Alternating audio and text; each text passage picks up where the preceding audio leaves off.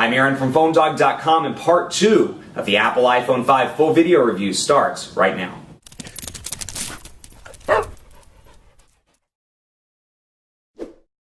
In the break, Earl told me on Twitter it's the review he's been waiting for. Well, Earl, you need to go back and watch part 1, and everybody needs to go back and watch part 1 because it's a very important review. This is the Apple iPhone 5. It's the full video review in part 2 at that. Now, we've heard about this device forever. We've heard about it for over 2 years, or about 2 years actually, between the 4S, which we thought was going to be the 5, and now the actual 5. It's out, available in stores at Verizon, AT&T, and Sprint. 16, 32, 64 gigabyte flavors, white and black, starting at $199, $299, $399 for 16, 32, and 64, respectively. Design-wise, just to give you a quick recap, in case you didn't check out part 1, go back and look at it. But quick recap, Nano SIM over here, much improved in terms of iPhones. When you look specifically at iPhones, it's a great evolutionary step in a lot of ways. Dual-core 1 gigahertz Apple A6 processor, a 4-inch Retina display with 326 pixels per inch, 8 megapixel camera with 1080p HD video recording capabilities, a beautiful build quality here, metal on the back now instead of glass, so it actually has a better feel to it, makes it feel like if you drop it, it might not break as easily as the 4 and the 4S, and that 4-inch display makes it feel kind of like a TV remote, but you do get used to it over time. A couple of changes here, Apple's Lightning port, which looks a little bit different, and I'll bring it in so you can take a look at it if you don't have one, or you didn't buy the iPhone, one of the 5 million people that bought the iPhone this weekend.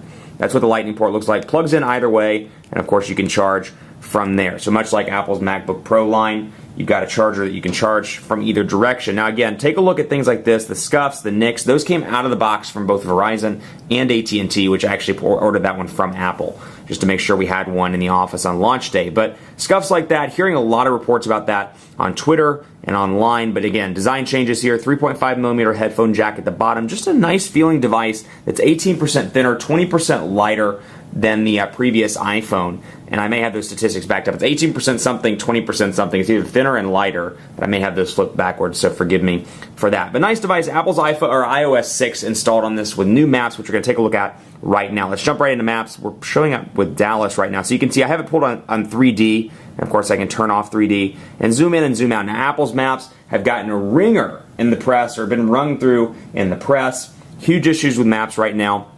For the most part, I've been relatively, I wouldn't say impressed, but I've been relatively decent with maps. I haven't had any major issues. I've used it over the weekend to navigate to some places and haven't had a problem. Let's get over where I'm at in Uptown Charlotte and bring that in so you can take a look. Of course, I can make it 3D, and you should see some buildings pop up here in just a second.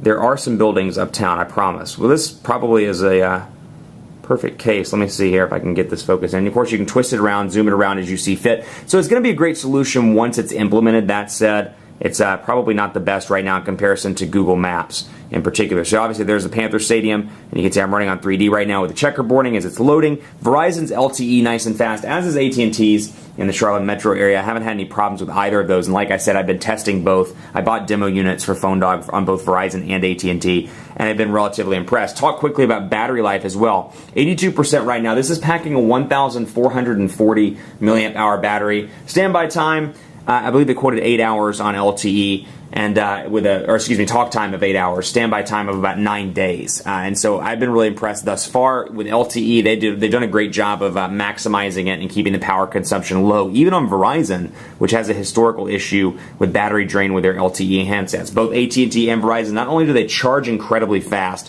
which is something I miss about the iPhone, charge from 50% to 100% in like 30 minutes. It's a great feeling. If you're quick, you're on the go, you need a quick charge in the car, a quick charge in the office.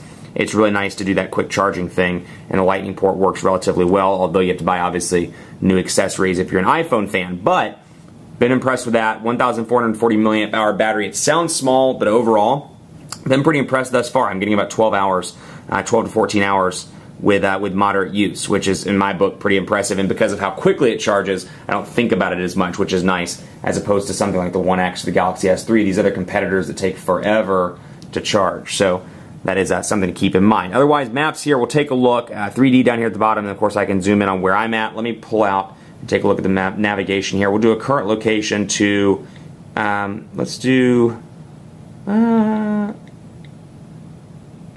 current location to Dallas, away for Verizon's LTE to load up. So obviously it brings up right here your map, and of course it brings up a couple of different routes. You can bring up Route 1 or Route 2, and I can already tell you Route 2 is taking 40 to 30. So PhoneDog Charlotte is moving to PhoneDog Dallas later in the year. So That's what I was looking at in the maps over the weekend. But you can see here, first of 2 suggested routes, and then of course you got that. And then Passbook as well. I'm actually going to bring in the AT&T one for Passbook so you can take a look here at it, because this is what happens when you load it up. Passbook is the coolest application that is not really that functional right now.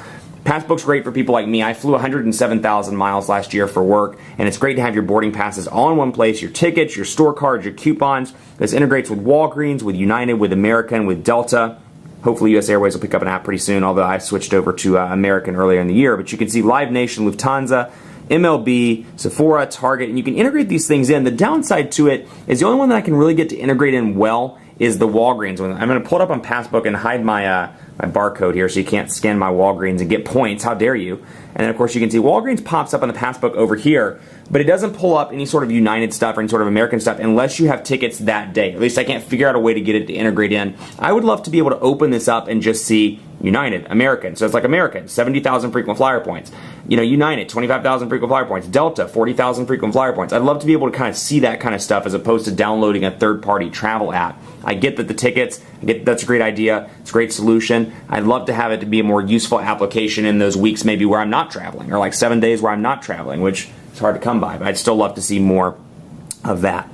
Let's take a look at speed tests. So back, what I was saying about Passbook, not functional just yet. My hope is in the next 6 to 8 months they'll really make it a more functional application where it's not just, hey, pull it up and get your tickets on the day of travel, but something like, hey, you can look at your United balance or your American balance at all times. And so hopefully we'll see that in the coming weeks and coming months. Take a look at speed test here. Verizon quotes 5 to 12 megabits per second on the download and 2 to 5 megabits per second on the upload on LTE. So far, speeds have been pretty impressive. I'm getting about 20 megabits, obviously, right here on the download, and on the upload, about 14.68. And I've been pretty impressed. I've been doing both the AT&T and Verizon speed tests throughout the weekend, and that's what it looks like on Verizon. You're getting 16 to 19 megabits per second, so reasonably impressive. Looks like the iPhone saturation hasn't hit just yet. And to bring it over from comparison purposes, I'll show you the AT&T one as well. These are some I ran over the weekend. 14 to 23 megabits per second. On the upload, I'm seeing a range of about 5 to 15, 16 megabits per second. So still relatively impressive on both. Hopefully we continue to see those speeds even with the saturation of iPhone 5s hitting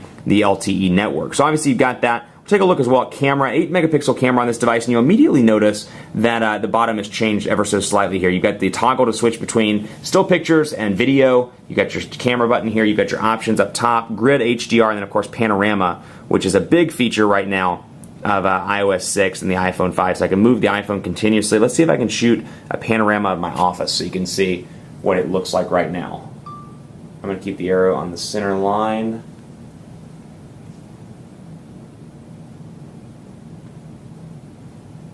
And let's, bam. Okay, so there's my panorama, and that's what my office looks like. So you can kind of see, zoom in here, this is what's going on in the background right now. There's my whiteboard, so you can see that. I'm bringing it over to landscape mode so you can take a look. My chairs, and of course scrolling over to my bookshelf, and then of course the picture there on the wall. So panorama is impressive, but then back into camera, I want to show you some more. And again, the touch responsiveness thing I talked about in part 1 in full effect right there. It's really annoying, and I hope they fix it, like I said, with software updates. But camera is very impressive. They made some minor improvements to the camera all around in the iPhone 5, and pictures have been pretty fantastic. I'll bring over the Lumia, or some people on the internet call it the Lumina 9000. Of course, I can focus in, and when I let go, take the picture. I'll bring over some text here so you can see that as well.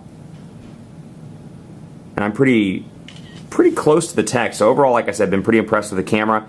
It definitely is on par with the One X and the Galaxy S3, but still, again, it's one of those things where it's not really that amazing. It's not like that much better. Whereas we looked at the 4 and we were like, the 4 had a killer camera and nothing on the market could compete with it. Now it's got some competitors that are doing equally well. So it's like, now it's less of, well, I don't want the iPhone or the iOS ecosystem, but the camera's awesome, but whatever. And you had to go with the iPhone. Now it's like, I don't want the iOS ecosystem, fine. There are 2 or 3 other Android devices that have equal specs, in my opinion, as the iPhone 5. So the competition is definitely caught up, and in a lot of ways, Apple is playing catch-up. I'll show you the App Store as well. We'll take a look at this. You can see improvements over here looks different. I have Target loaded up. I actually get rid of this so we can go back and see Featured, Charts, and Genius. So obviously it looks a little bit different. This is something they covered. Apple Apps. We'll close out of that really quickly. They covered this in the keynote in San Francisco when they announced the iPhone 5, but you can see the differences here. CNN's app is actually pretty impressive, and it's optimized for the 4-inch display, and I'll show you in just a second what a 4-inch one looks like versus the old 3.5-inch applications that haven't been optimized. But you've got Genius, you've got the ability to search, and when you search for something, we'll go to CNN, for example, and you'll see it'll pop up in kind of a card-like format here. So obviously I have that one already downloaded, Sirius, and I can scroll over and access those like that. So the overall implementation of the App Store, a little bit different here. And of course, I can open and go straight to CNN, or I can click on it and see details, reviews, and related, and more. So I go over here and see screenshots of the actual application, the description, the information, developer info, version history, and of course reviews and the related applications as well, what customers also bought. And it's pretty quick and easy to use. So nice improvements here. It seems like, again, it's a nice improvement. I would love to see, with updates, not having to enter my password. I think it's absurd for a free update that I still have to enter my password to the App Store to download an application. That said, other than that, it's a nice improvement. And it's nice to see them kind of gradually improving, but I think they're going to have to do more than just that. And also weather, show you some minor updates here. Weather application looks a little bit different. You've got your ability to go through today's hourly highs, and then of course you've got highs and low for the rest of the week, and then of course you can customize like you could in old versions, where you can see the different weather configurations. Another big thing for me, and I haven't really configured it on this device, but the VIP inbox, and you can see, go to Fandango for example, and let's go in here and see, let's go over to here and you can see VIP. The VIP inbox is nice, and I can move over stuff that I think is important there, and that's a nice touch. But again, just really optimizing that 4-inch display. It's nice to see it here. Of course, pinch to zoom still in effect, and no real changes here other than the actual header color, but still, it's nice to see those changes. There's me apparently. Oh, I was unboxing the Galaxy Victory 4G LTE. So impressive all around there. Impressive with iTunes as well. Let me pull this out so I can actually see it. And then music as well. So downloading music on the cellular connection is going to be a little bit better over here. And of course you can FaceTime now on Verizon, on Sprint, and then if you have a mobile share plan on AT&T as well, FaceTime over a cellular connection. So here's what the iTunes Store looks like. Movies, TV shows, search, and more down here at the bottom. So if you're kind of craving some more stuff about iOS 6 in particular, stay tuned because I'm going to do a separate iOS 6 video. Be on the lookout for that, and you'll see some of more of the upgrades to Apple's newest operating system. That said, this is the iPhone 5. Stay tuned for more on PhoneDog.com. We're going to have a ton of dogfights. We're going to dogfight this against the Galaxy S3, the HTC One X, and more this week. So be sure to check that out on PhoneDog.com. Is this an awesome device? It's depending on what you're coming from. If you're coming from an iPhone, you're a big fan of the ecosystem, you're a big Apple fan, it's a great option, and this is still an option I'd recommend to a lot of people. But let's be honest, I'm not going to let Apple slide in any other way that I wouldn't let Samsung slide, or let Nokia slide, or let HTC slide. We've got to get away from this whole it's the iPhone, so it's great mentality that I feel like a lot of people have. There are some major issues with this phone. I'm seeing little staticky things across the keyboard. The touchscreen responsiveness isn't great. I'm having issues with that, and of course the build quality. Taylor's having issues, and I'm having some issues on the review units with scratched build quality or scratched aluminum out of the box. These are kind of things that you wouldn't expect, and of course the maps issues as well. You wouldn't really expect from Apple. That said, I'm going to hold them to the fire. Those are some serious problems, and I hope to see those fixed in a future software version, obviously with the exception of the scratches. I hope they just fix that all around. But major issues, and again, is the best smartphone on the market? For some people, of course, it's great. Their business is far more diversified, but I really see a lot of similarities to RIM. They've got to enhance and make their products better and really evolve and update, as opposed to just making something that's kind of the same, a little bit lighter, a little bit thinner, but kind of the same. So I'm going to hold them to the fire with that. Are there better options on the market overall? Depends on what you want, but I do think there are some better alternatives. I mean, the Galaxy S3, the One X, and the iPhone 5 are neck and neck. I don't really see the iPhone 5 as dramatically better than those two Android devices in particular. And there's some great choices depending on what price point you want to go with. Is it awesome for an iPhone user? Yeah, it's a great update. It's thinner, it's lighter, it's faster. iOS 6 is nice. But again, Android's caught up, and Apple, I think, realizes that. So my hope is for the next version of iPhone 6 or 5S, they make a design that's a little bit different, and they update iOS 6. Keep it locked on PhoneDog.com for continuing coverage on this device. The Apple iPhone 5 is here. Lots of dogfights. Keep it locked at PhoneDog.com and on Facebook at Facebook.com/PhoneDog. Join the greatest tech giveaway ever, where we give you the opportunity to win a smartphone at Facebook.com/PhoneDog. Hit me up on Twitter as well. Let me know what you think of the iPhone. You think it's great? You think it's terrible? You're a Windows phone or an Android fanboy. You love that stuff. You think it's terrible? It's crapple? It's blah, blah, blah. Let me know. PhoneDog_Aaron on Twitter and on Facebook at Facebook.com/PhoneDogAB. Thanks for watching. Much more coverage to come on Apple's flagship product, the iPhone 5, which has sold 5 million of them this weekend. So obviously, it's off to a good start. Stay tuned for more on PhoneDog.com. We'll see you next time. And Kelly Martin just told me he stayed home to watch my iPhone 5 review video. So Kelly, this is for you. Woo, doggies!